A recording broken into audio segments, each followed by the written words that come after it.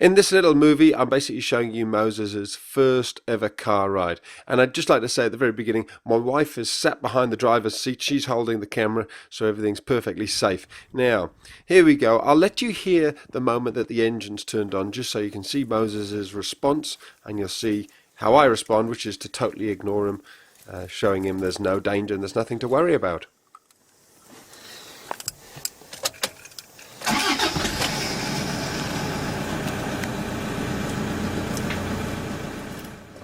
So there you go, that's the way you do it. You say absolutely nothing. You could see Moses hardly batted an eyelid, and me by me staying very calm and relaxed, he got the message there's nothing to worry about. Now here we are driving along, and dear Moses starts to climb on top of me. Key thing here, move him off without saying a single word. I think I have to do this maybe 10 or 20 times during the whole journey. And it's a crucial point. You don't get stressed and start shouting at your puppy, because then they'll pick up on your stress. They'll become stressed about the car journey. They'll be more excited and probably climb on top of you even more.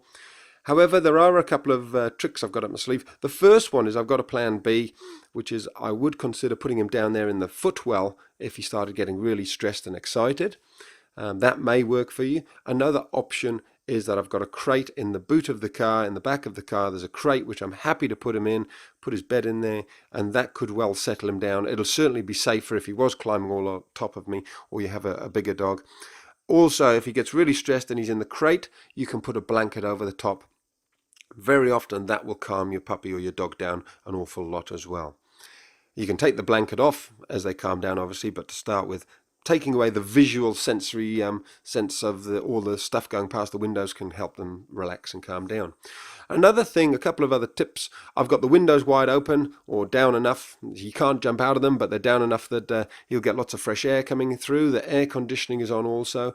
And I've made sure he's tired. He's had a good run before we put him in the car. He's been fed and watered, so he's not full though. That's also important. He's been fed and watered. He's been toileted, which is very important, but he's not just had a feed. So he had a feed a lot earlier. He went to the toilet. You don't want your puppy being full of treats or just having had a meal, because then there's a high chance that they're going to be sick. So another tip about taking a puppy out is maybe the first few journeys, just make it a 1 or a 2 minute drive at the top of the road, take your puppy out onto the grass, let them have a run around, put them back in the car and bring them home. So they have a great association with getting in the car. You may even the first few times just put them in the car and give them a pig's ear to chew on. So they absolutely love getting in the car, and they don't always associate with a big half-hour car journey. It's about a 10-minute ride for Moses off to the vets. He's going to have his second set of vaccinations here, and again here we are giving him a positive association with arriving at the vets. He's found his pig's ear, and it was interesting. Whoops, don't fall off there, Moses. It's interesting. The vet actually said to me that now he's had his second set of vaccinations, you can let him meet other puppies at puppy class. Make sure the dogs he meets are ones that you know are all up to date with their injections, and you can also take him out to safe places, low risk areas. So that does not include the dog park where there's pee and poo everywhere and there's all sorts of dogs have been there, but areas where there probably haven't been any dogs and seem very clean. Then by all means you should be able to take him out there, walk him down the street, that sort of stuff, so long as there's not been lots and lots of dogs there making it high risk. It's a real balance between socializing your puppy and making sure they don't catch a disease.